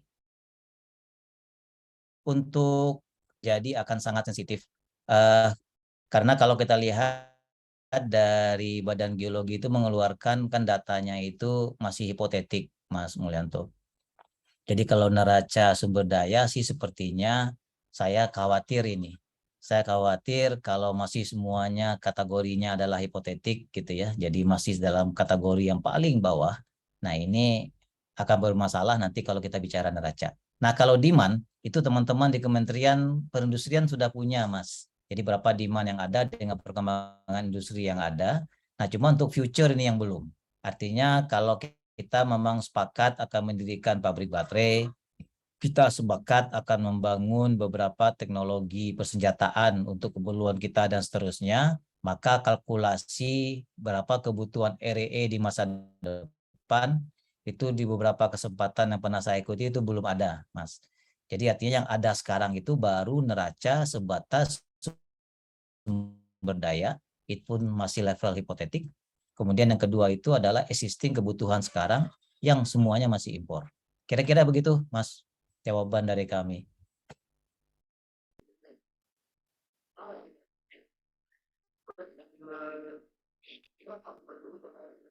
Baiklah, pada para peserta, jika ada yang ingin bertanya, silakan untuk mengaktifkan fitur raise hand.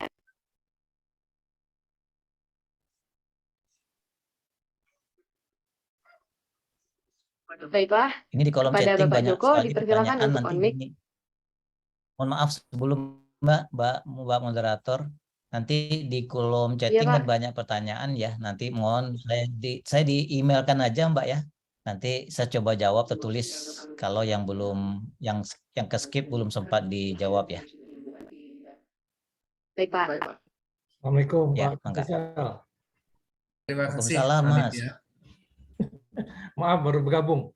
Baru selesai.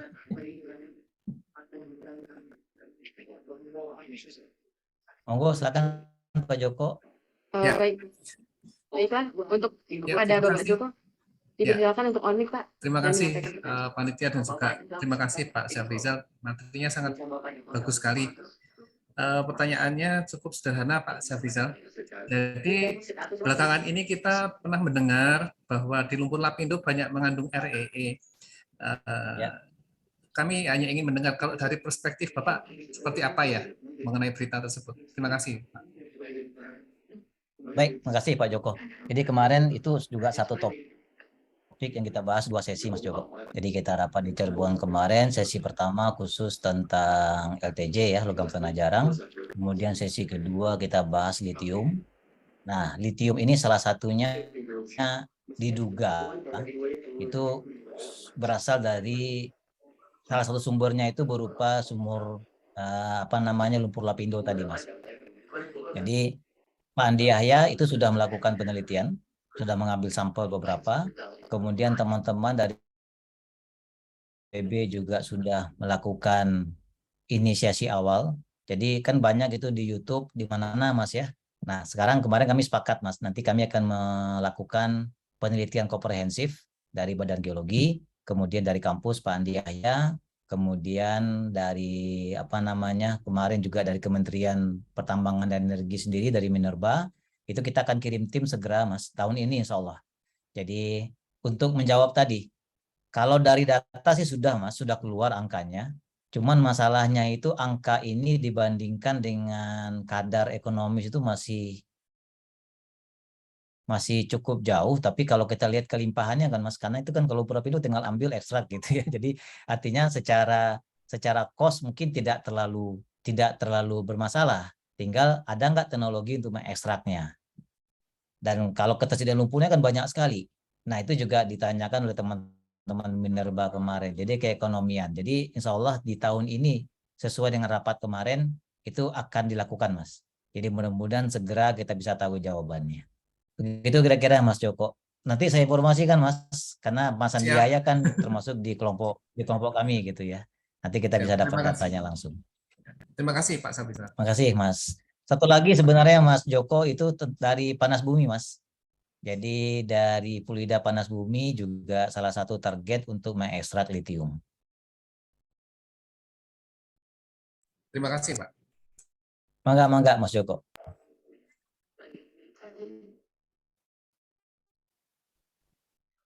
izin kepada Bapak Syafrizal, apakah untuk sesi pertanyaan bisa dilanjut ke sesi 2, Pak? Ya, mohon izin Mas, kalau bisa kita batasi 10.15 Mas ya. Karena saya harus ke bandara. Masih ada 9 menit Oke, Mas. baik. Mungkin untuk Bapak, Ibu, dan rekan-rekan peserta, untuk pertanyaan selanjutnya mungkin bisa dikirimkan ke email Bapak Syafrizal. Mungkin kepada Bapak Syafrizal boleh untuk mengirimkan emailnya di kolom chat, Pak. Ya, siap Mas. Saya akan tulis. Nanti silakan Bapak Ibu, saya senang sekali karena memang saat ini kami sedang giat-giatnya di kelompok kami untuk penelitian ini, juga teman-teman Perhapi sangat support. Jadi nanti kita bisa diskusi panjang lebar.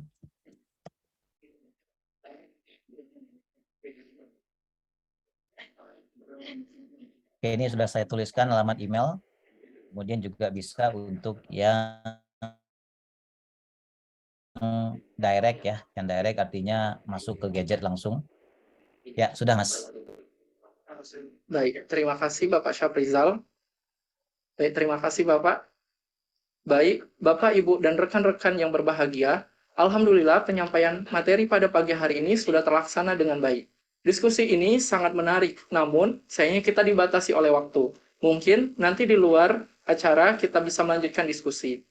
Kita sudah mendapat pengalaman berharga dari Bapak Dr. Engineering Insinyur Syafrizal STMT Insinyur Profesional Media selaku pemateri.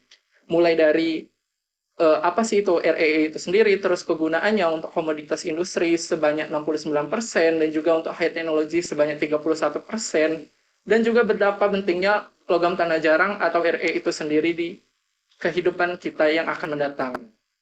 Lokasi REE di Indonesia sudah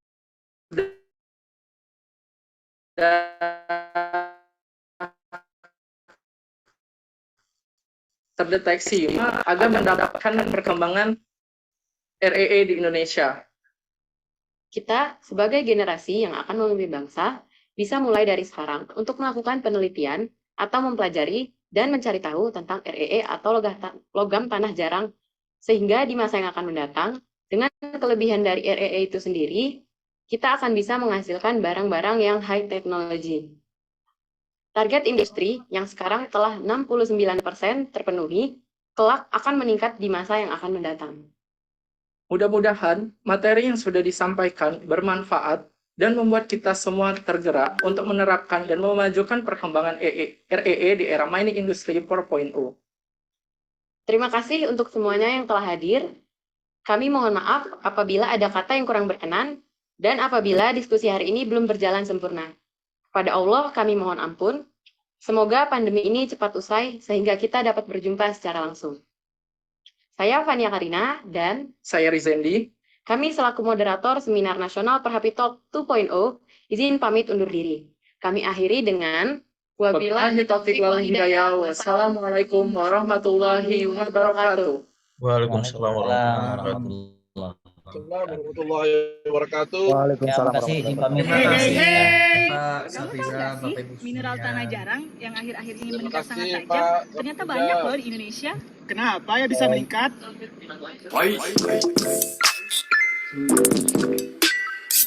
Secara signifikan, kehadiran komoditi REE mampu menyumbang dalam peningkatan teknologi modern yang ada di sekitar kita. Baik, terima kasih kepada Saudara Rizendi dan juga Saudari Fania karena telah membawa acara dari acara inti hingga sesi tanya jawab. Terima kasih juga kepada Bapak Syafrizal atas materi dan ilmu yang Bapak berikan. Semoga apa yang Bapak sampaikan dapat bermanfaat bagi kita semua dan kemajuan Negara Kesatuan Republik Indonesia. Selanjutnya, acara pemberian cenderamata dan foto bersama yang dipimpin langsung oleh Prof. Edi, selaku Ketua Jurusan Teknik Pertambangan dan Geologi Universitas Sriwijaya.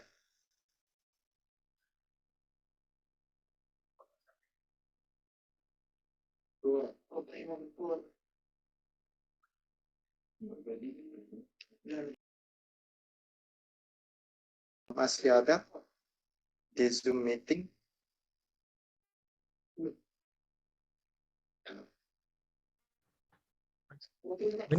Halo, Pak Syafrizal.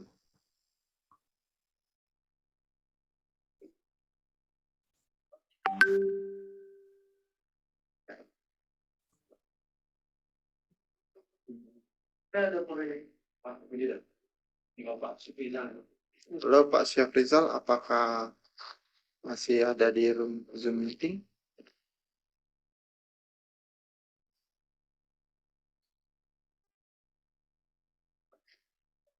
Baiklah, berarti kita langsung masuk ke acara selanjutnya.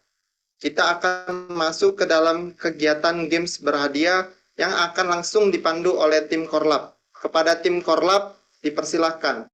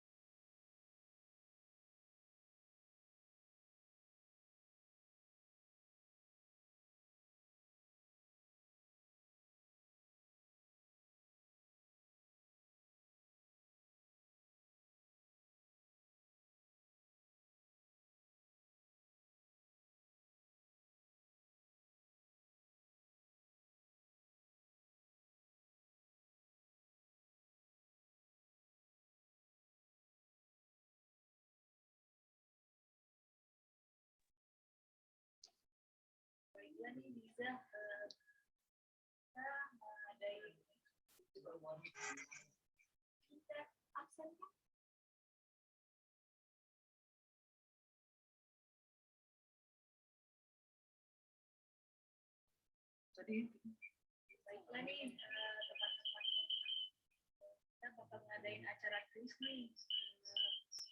Bagi yang belum tahu, untuk joinnya, mungkin bisa jelasin nih tutorial cara menggunakan quiz Kahoot.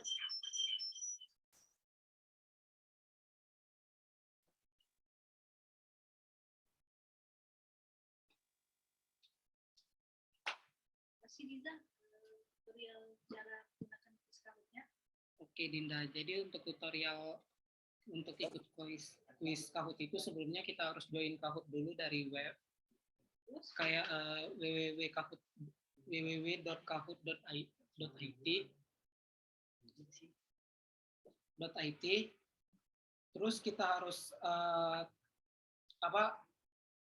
tekan enter, selanjutnya browser akan menampilkan kolom untuk yang diisikan game pin. Itu game pinnya ada, game pin itu 2358623 yang tertera pada layar ini. Untuk para peserta diharapkan untuk join dengan menggunakan nama asli. Setelah itu nanti kita akan ada pemenangnya. Untuk pemenang yang pertama itu harap di screenshot nanti, karena kita akan ada hadiah dari panitia untuk yang juara satu.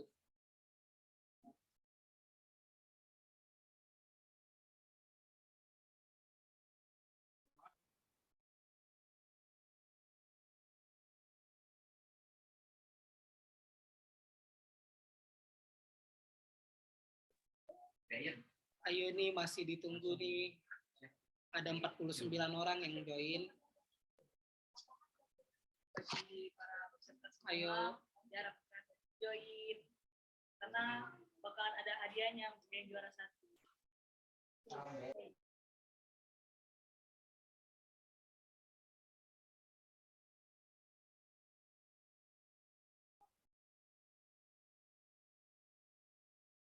Oh, untuk yang diambil juara itu ada 1, 2, 3 itu nanti untuk juara 1, 2, 3 akan apa harap di screenshot nanti kalau menang akan dihubungi panitia nanti untuk hadiahnya. Jadi diharapkan untuk para peserta itu menggunakan nama yang asli.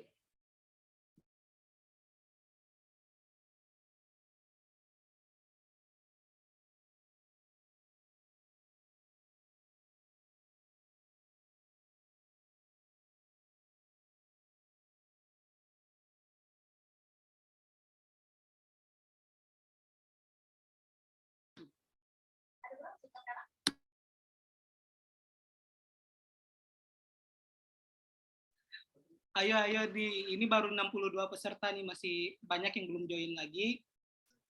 Kami tunggu ya.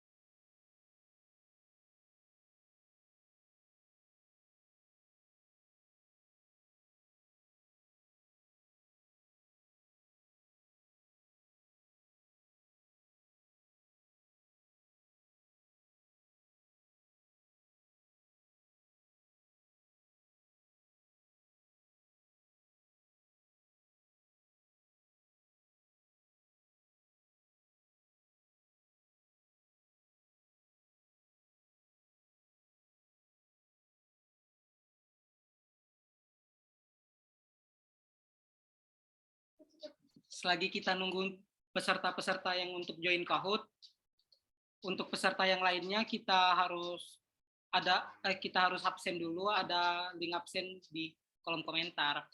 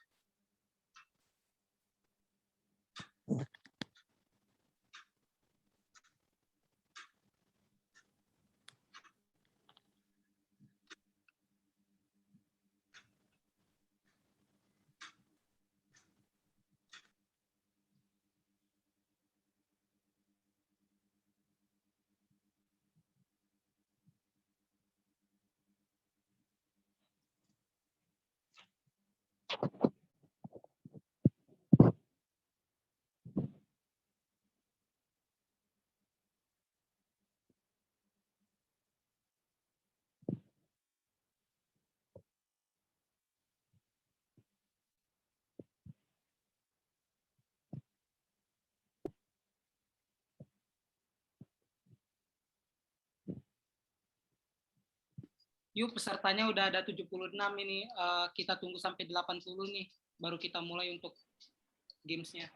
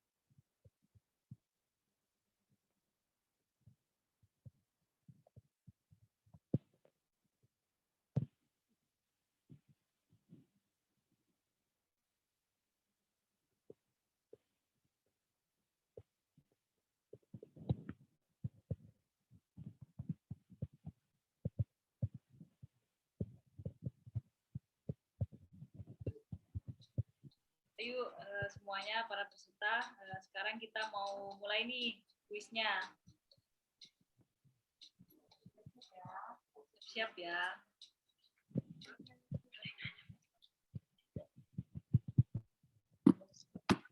Kuis Perhapi Talk 2. 3, 2, 1. True or false? Dilakukan kegiatan eksplorasi logam tanah jarang pada bauksit di Pulau Bintan. Ayo, apa nih jawabannya, true apa false? Apa ya? Kayaknya false deh. Kamu apa ya, Diza? Kayaknya sih true. Ayo nih, apa nih kira-kira yang benar? Jawabannya true. Jawabannya true. Ya, ada 57 peserta yang benar jawabannya. Siapa nih yang memimpin dari soal pertama ini?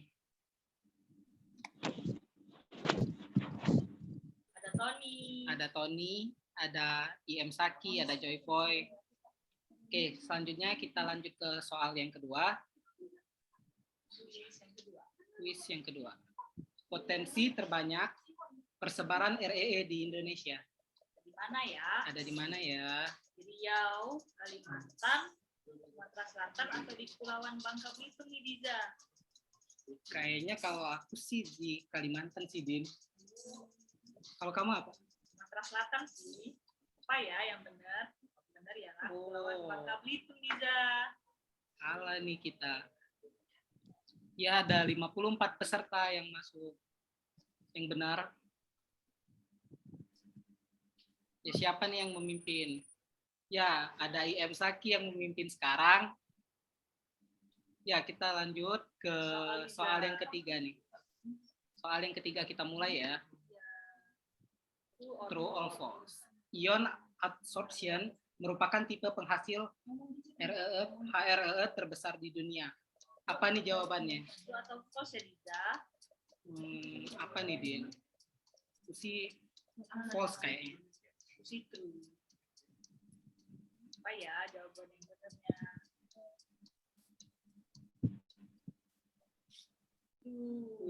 True jawabannya ternyata, Din.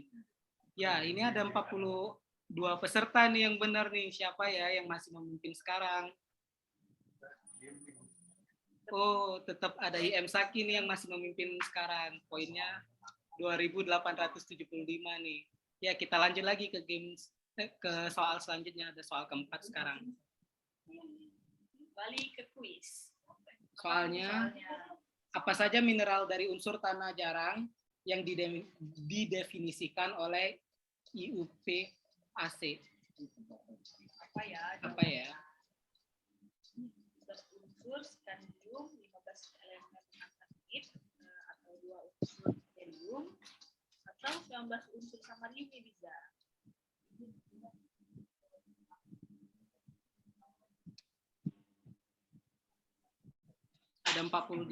ada 54 peserta nih yang benar nih. Kita lihat siapa yang sekarang yang memimpin sekarang. Oh, masih ada IM Saki nih yang mimpin untuk sekarang nih. Siapa nih yang bisa ngalahin IM Saki nih untuk soal selanjutnya nih? Siapa ya, Din? Ya, soalnya ini true or false. Jadi soalnya itu endapan absorpsi ion adalah jenis lain deposit rare earth unik yang biasanya ditemukan di Cina Utara. Apa nih jawabannya, Din? Aku sih false kayaknya.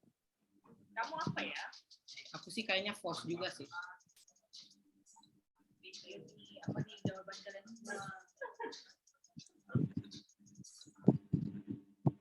Bukan, benar jawaban aku. Oh, jadi sekarang ada 22 peserta nih yang benar nih, yang jawabnya benar. Kita lihat siapa sih yang memimpin sekarang, Din. Oh, sekarang ada Rahman Harahap nih yang memimpin, Din. Di poin 4.613. Oke, soal selanjutnya, Din. Soal apa ya sekarang? Oke, soal yang sekarang itu berapa persen komoditas industri REE yang dihasilkan untuk membuat metalurgi? Berapa persen nih? Yang paling beda deh. Berapa nih, Din? 75%. 75%.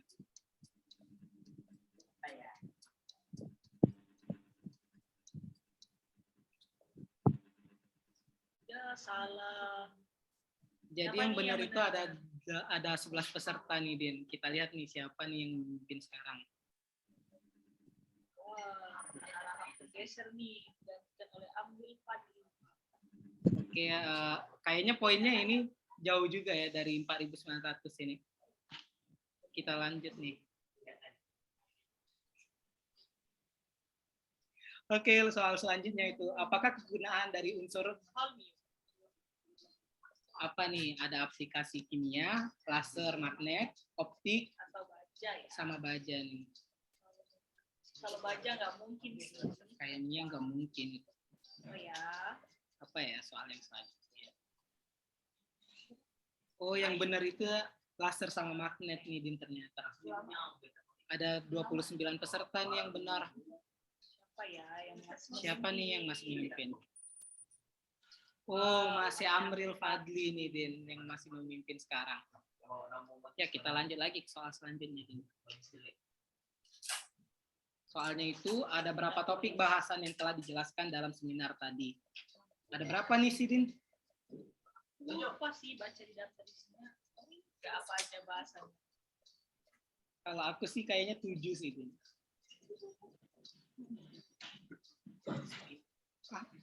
Spill dikit sih. Wah, udah di-spill bisa tapi masih banyak juga yang salah. Oh, jadi yang benarnya ada 21 peserta nih. Siapa nih sih yang memimpin? Oh, masih Amril Fadli. Oke, kita lanjut nih ke soal selanjutnya. Oke, soal selanjutnya itu yang bukan termasuk dalam unsur dominan REE pada klaster 4 Sulawesi ialah apa nih sih, Din? Unsur apa ya?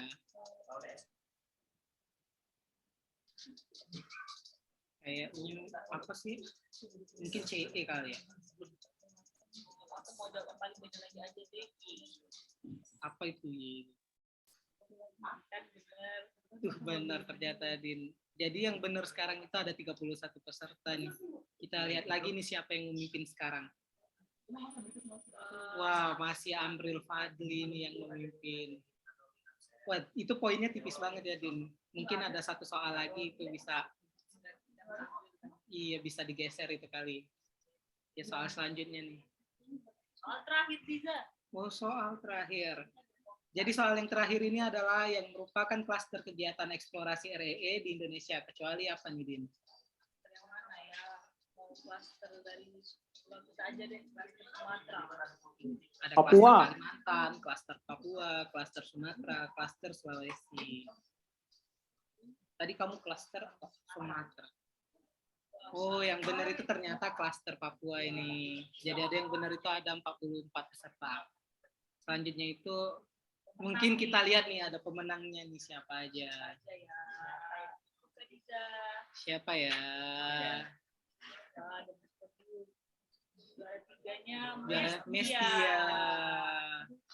Juara 2-nya Amril Fadli. Wah, Mas geser nih ternyata Amril Fadli. Dan juara pertama siapa nih? Oh, Rahman Haraha. Untuk para pemenang, jangan lupa di screenshot dan dikasih bukti screenshotnya ke para panitia. Nanti ada bakal ada hadiah yang kami berikan dari panitia. Terima kasih semua. Udah ditutup. Selanjutnya kami akan kembalikan kepada MC.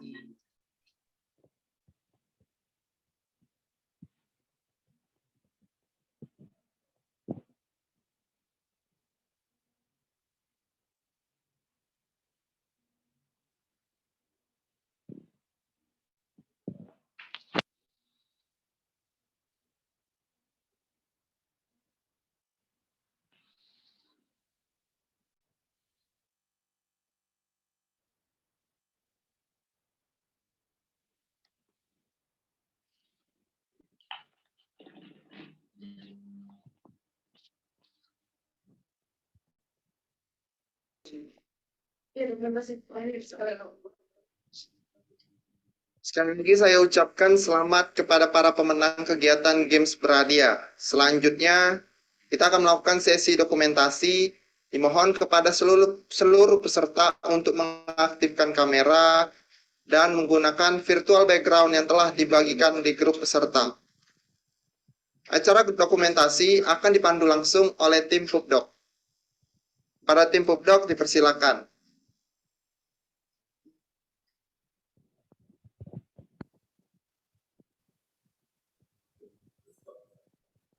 Baik, diharapkan kepada para peserta untuk segera mengaktifkan kameranya, karena sebentar lagi kita akan segera memasuki sesi dokumentasi.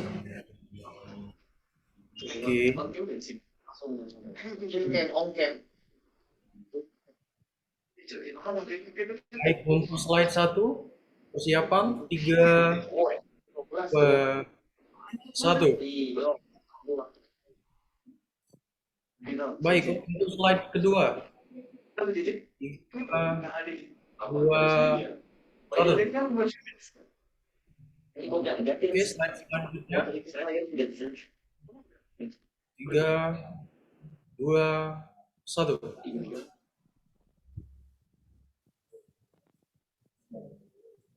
Oke, baik, terima kasih kepada para peserta yang telah mengaktifkan kamera dan meluangkan waktunya.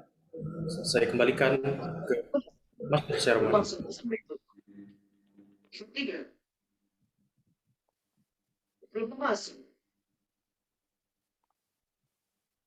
Baik, acara selanjutnya pembacaan doa yang dibacakan oleh Saudara Arif Irsan Ramadan.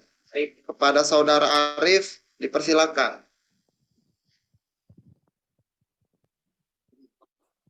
Baik, Assalamualaikum warahmatullahi wabarakatuh. Mari sejenak kita mengangkat kedua tangan kita, seraya menundukkan kepala untuk merenungkan, memanjatkan doa, dan meminta kepada Allah SWT agar apa yang kita lakukan dalam kegiatan hari ini diridhoi Allah SWT. Baik, sebelum mulai doa, izinkan saya untuk memimpin doa secara Islam. Bagi yang non-Islam diharapkan untuk menyesuaikan. Terima kasih. Auzubillahiminasyaitonirrajim. Bismillahirrahmanirrahim. Alhamdulillahirabbil alamin. Hamdan ni'amahu wa yukafi wa mazidah.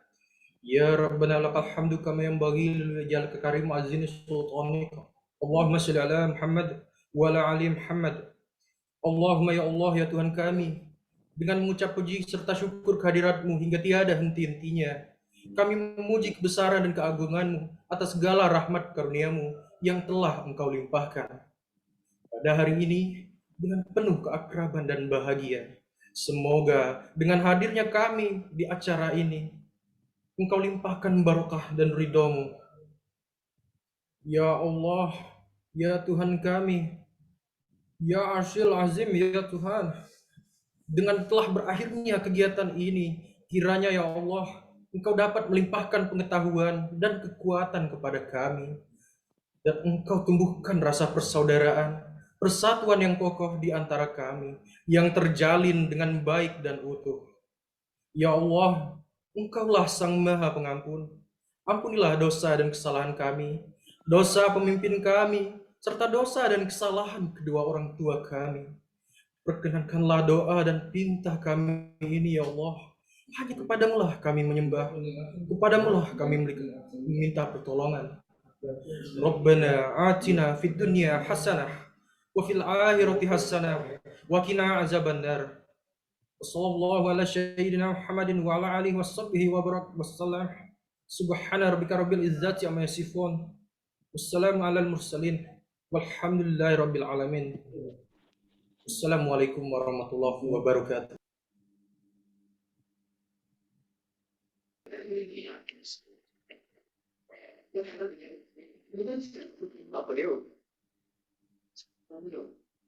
Amin, amin. Semoga yang mendengarkan dan membaca mendapatkan pahala dari Tuhan Yang Maha Esa. Diingatkan kembali kepada seluruh peserta untuk mengakses link absensi yang sudah disediakan di kolom chat sebelumnya. Terima kasih. Tak terasa kita sudah berada di penghujung acara yakni penutup.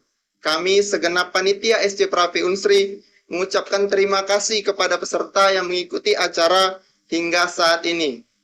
Saya Simon Renaldi Storus selaku pembawa acara pamit undur diri dan meminta maaf apabila terdapat kesalahan kata. Kepada Tuhan saya memohon ampun. Saya akhiri. Sampai jumpa di Perhapi Talk berikutnya. Bye-bye.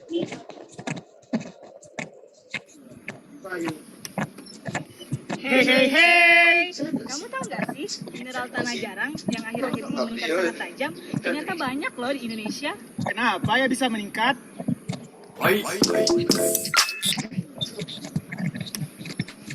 Hei, kamu tahu nggak sih mineral tanah jarang yang akhir-akhir ini meningkat sangat tajam? Ternyata banyak loh di Indonesia.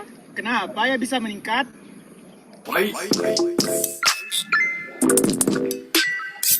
Secara signifikan, kehadiran komoditi REE mampu menyumbang dalam peningkatan teknologi modern yang ada di sekitar kita, seperti telepon, power bank, komputer, dan bahkan pembuatan dari mobil listrik yang ada di tengah-tengah kita. Seperti yang akan dipaparkan dalam seminar nasional dari Perhapi Talk 2 terkait perkembangan penelitian REE di era 4.0. Kita bisa intip lebih lanjut lagi terkait keberadaan, kegunaan, sampai ke permasalahan dari rare earth elements ini loh. Yuk buruan daftar, jangan sampai ketinggalan ya, 30 Juli ini. Sampai bertemu di Perhapi Talk 2 ya, Sobat Perhapi. Bye-bye. Hei, kamu tahu nggak sih mineral tanah jarang yang akhir-akhir ini meningkat sangat tajam? Ternyata banyak loh di Indonesia. Kenapa ya bisa meningkat?